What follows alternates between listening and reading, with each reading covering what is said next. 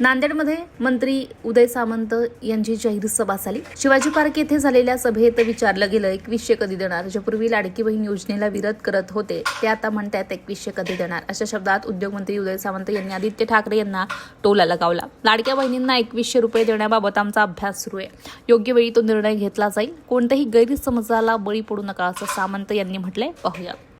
आज महिला भगिनी हजारोंच्या संख्येने इथं आहेत।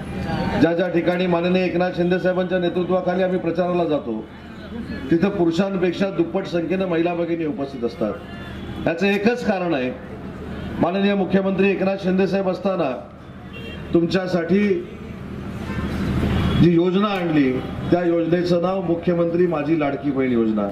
त्याचा फायदा होतो की नाही आपल्याला? आपल्या संस्कृतीमध्ये आपण वर्षातनं एकदाच भाऊबीज करायचो। आपला भाऊ वर्षातनं एकदाच भाऊबीजेला आल्यानंतर तो ओवाळणी द्यायचा।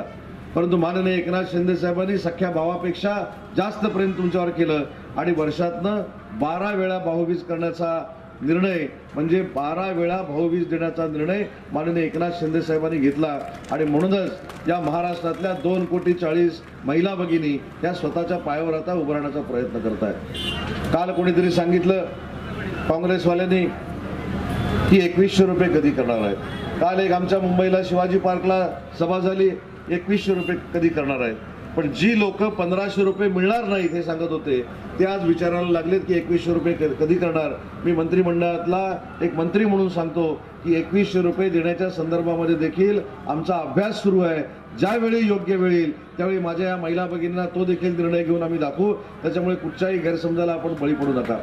एकनाथ शिंदे साहेबांनी जे तुमच्यासाठी केलेलं आहे त्याची पोचपावती म्हणून 15 तारखेला आपण सगळ्यांनी मिळून मतदान केलं पाहिजे, सगळ्यांनी बाहेर पडलं पाहिजे आणि सगळ्यांनी बाहेर पडून धन्यवाद देण्यासाठी मतदान केलं पाहिजे। धनुष्यासमोरचं बटन दाबलं पाहिजे